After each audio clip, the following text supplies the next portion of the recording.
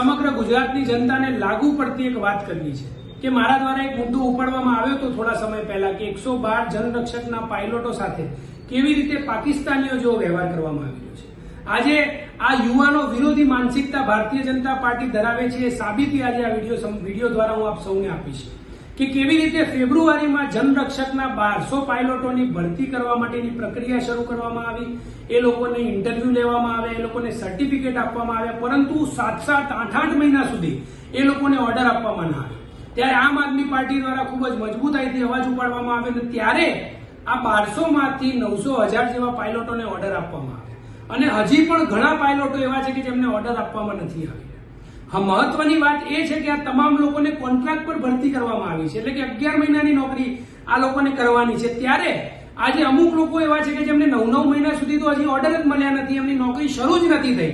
ત્યારે જો એમને હવે ઓર્ડર મળશે તો 3 મહિના બાદ એમનો કોન્ટ્રાક્ટ પૂર્ણ થઈ જશે।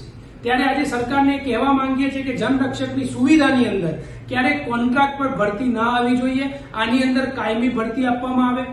બીજી વાત કે આ લોકો જોડે 7-7 મહિના સુધી આ લોકોને પગાર ના આપવામાં આવે, એ લોકોના ઇન્ટરવ્યુ ક્લિયર થઈ ગયા હતા, ઓર્ડર આપવાની રાહે 7 મહિના સુધી એ લોકોને બેરોજગાર રાખવામાં આવે અને ક્યાંક ને ક્યાંક 18 કરોડથી પણ વધારેની રકમ જે આ જનરક્ષક પાયલોટોના ખાતામાં જવી જોઈતી હતી એ ના ગઈ।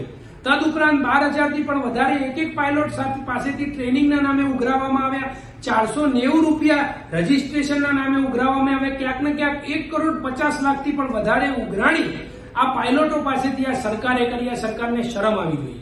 ઘણા એવા પાયલોટો છે કે જે કચ્છ સાઈડના હોય, સૌરાષ્ટ્ર સાઈડના હોય, એમને ઉત્તર ગુજરાતમાં નોકરી આપવામાં આવી।